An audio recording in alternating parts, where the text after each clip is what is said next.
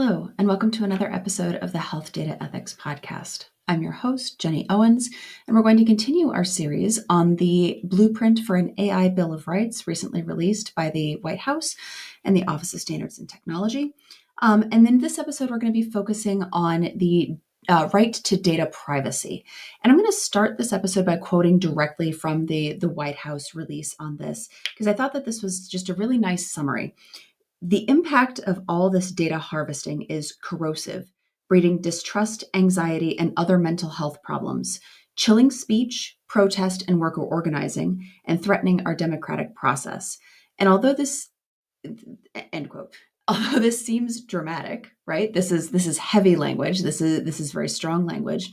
I really do feel that the majority of our protections around data harvesting, around data privacy, around the use of artificial intelligence and machine learning, particularly in a healthcare setting, a lot of the protections that we discussed really boil down to this, right? It's in many ways, it is all about data privacy.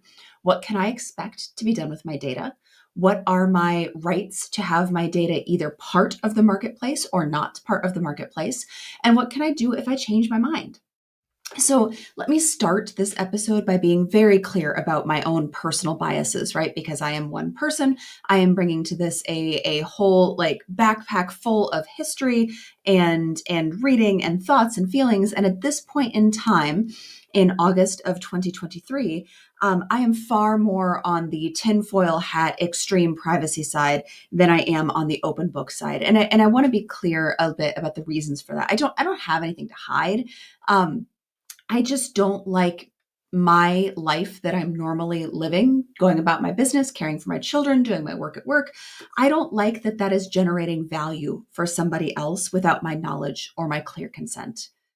And I would be doing myself a disservice if I didn't step back and say, okay, well, ethically speaking, the obvious ethical question is if I don't know that other people are benefiting off of my actions, that people are harvesting my data and using it to generate value, and if it's not coming back to hurt me personally and to hurt my family, am I actually harmed?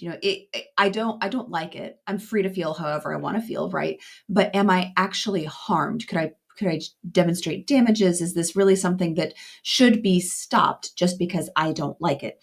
And I want to be very clear, right? My personal opinion is that I would like a chance to opt out of most data collection. That does not mean that I am advocating for policies which should stop data harvesting entirely, right? My choices are my own for me as an individual. Policies that we make for the broader healthcare industry or for industry in general, very different thing, right? People ought to be able to opt into the sharing of their data.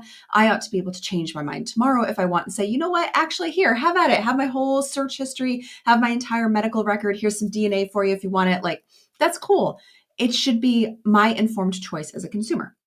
So having been very clear about both my personal and my policy standpoints on this, I would argue that the unknowing harvesting of data and the unknowing use of that information to generate algorithms, to set policies, to drive decision making does actually harm us as a collective, even if it doesn't harm any particular individual. Even if I am not harmed, the scraping of that data does harm us as a society.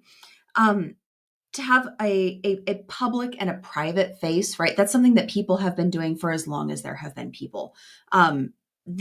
There's two things that are really different, though, about our current data landscape. So I leave data behind me everywhere. When I move through the world, I leave data. I carry a cell phone that tracks my location. It may be it's listening to my ambient stuff. It may be connecting to Wi-Fi in Target and tracking my shopping. It may be linked, like there's a lot of information that my cell phone is gathering on me. I am not wearing my running watch today, but under normal circumstances, my running watch is tracking my steps around the house. I would like to be able to understand where my trail of data is able to be turned off, right? So our the audience for whom I am performing my public face, right? My public life that I am living, that is no longer just the people who can see my physical presence, right? That is the worldwide community in which I am interacting. That is people on the internet. That is corporations on the internet. That is groups whose sole purpose is to slurp data out of my devices and out of my surroundings, and to make sure that I am, just one more row in their big, beautiful database full of information. So the public sphere has grown to include both corporations and people, to include groups that cannot see your physical presence, right? You are leaving a trail of data when you move through the internet as well as when you move through actual physical space. But more importantly, right, we talked previously about the public and the private sphere, right? You put on your nice clothes, you go out in public, you make polite small talk, you come home, you relax, you put on your sweatpants, and you say what you really think. Without significant effort, maintaining a private sphere is nearly impossible. I like to joke that if I could, I would set my house inside a Faraday cage. My phone, for example, will record my idle curiosity about James Garfield and how old he was when he died. And it will give that the exact same level of weight as it did my research for this particular podcast, or my Googling of, hey, that grocery store near me, what are its open hours? What are the locations of the library? All of that information is weighted. There is no more idly wondering things. Everything is part of the record. So I would love to have a place to go where I can not leave that broad trail of data behind me as I move through the world. And now you know why I love backpacking, right? And I love writing by hand, because these things are limited to just where you are, right? When you are backpacking, often you are out of cell phone service. When I went excuse me, when I went on recent backpacking trips, there was no communicating with anybody but the group that I was in. If I write a letter by hand and I put it in the mail, it is actually protected by federal laws until it reaches its recipient, at which point its recipient is free to do whatever she or he wants to do with it. Healthcare has traditionally been a place where that data is more regulated. This new technology, though, is blurring those lines. And so I have some recommendations to move forward so that we can continue to reap the benefits of all of this innovation without compromising our obligations to our patients and to ourselves. Those recommendations are pretty straightforward as follows. We need to simplify and tighten the broad consents for the use of data. What is the most frequent lie told in today's world? I have read and agreed to the terms and conditions. So when you receive healthcare, you sign a broad notice of privacy practices that lays out pretty clearly actually what Cleveland Clinic or any other healthcare provider will and will not do with your data. It is a lovely pamphlet. It is written by, I assume, a group of like 30 lawyers in committee. And even being a person who is interested in data and in research and in protections, and a person with a relatively high reading comprehension, I could not give you verbatim what that notice of privacy practices says. I know what it boils down to, right? It says that Cleveland Clinic has the right to use my data that I generate for research, quality assurance, education purposes, and other uses as may be disclosed to me. But I feel like that broad consent could be made much more simple and much tighter. I would like to have it explicitly explained to me what, for example, quality improvement might be. We need to be thinking really clearly, and this is recommendation number 2. We need to define that data scope upfront, maybe not for the patients. But when we are thinking about data collection from the perspective of a healthcare organization, we need to define that data scope upfront, and we need to clearly link it to the outcomes, right? If I'm a patient signing the notice of privacy practices and you're telling me that you're going to use my data for quality assurance and continuous improvement, I would love to know that that continuous improvement may have benefits for me as a patient and not just for the financial health of the organization, which is not nothing, but it does change my internal calculus of how I feel about donating that data. Recommendation number 3, we want to normalize patient audits of how their data was used and disclosed. So you do have the right as a patient to request an accounting of how your data has been used and disclosed. I think healthcare organizations can do a lot more to educate patients about this right and to support them as they seek this information.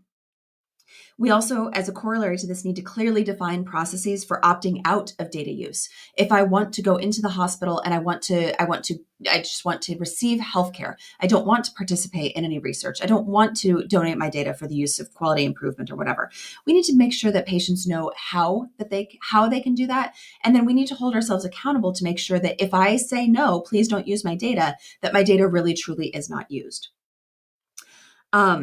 We need to follow privacy and security best practices in all cases. For research, there is a standard called the Institutional Review Board that looks very carefully at patient data requests from an ethical perspective. We need to make sure that we are applying similar constraints for all data harvesting in all use cases. And we need to make sure that we're limiting the scope of our data gathering to protect our human rights and our democratic values. And this is really interesting, right? Because there are companies out there, and I've had a couple of demos with some of these companies actually, that want to put videos and microphones in our operating rooms. They want to gather surgery data as it is being generated. They want to watch the OR. They want to use this to identify efficiencies. They want to use it to improve documentation. They want to use this to make sure that we have a record for compliance. Like, there are so many interesting uses for this data. Let me be clear. Cleveland Clinic has not done this. Cleveland Clinic probably will not do this in the near future, right? This is not operating technology at any Cleveland Clinic facility. But what's interesting is that those hypothetical cameras and microphones that I saw in this demo, they are capturing everything. And surgeries, like a routine surgery, I've had 2 C-sections that I was awake for, so I know an OR can be a chatty place. What happens if your nurses are union and they're discussing union business? What happens if you're having sensitive conversations or HR-based conversations at that time? We want to make sure that we're not gathering data that we don't need to, and that the data that we don't need is compromising our ability to be human American citizens. One last final note, because this is running way late, and I have many more thoughts on this. So this will be a discussion to be continued for sure. But for us as patients, be careful about the apps that you are using to gather your health information. Anything that is not regulated by HIPAA, so anything that isn't MyChart or anything that isn't issued by your doctor, is not playing by the same rules. So for example, if I am using an app to track my food intake to make sure that I am getting the recommended amount of fiber and fruits and vegetables, that app is not playing by HIPAA rules. It can slurp and sell my data to anybody it wants to. It'll know that I have a giant weakness for fresh peaches right now. I'm sure that the farmer's market that buys the data will be delighted to hear about this.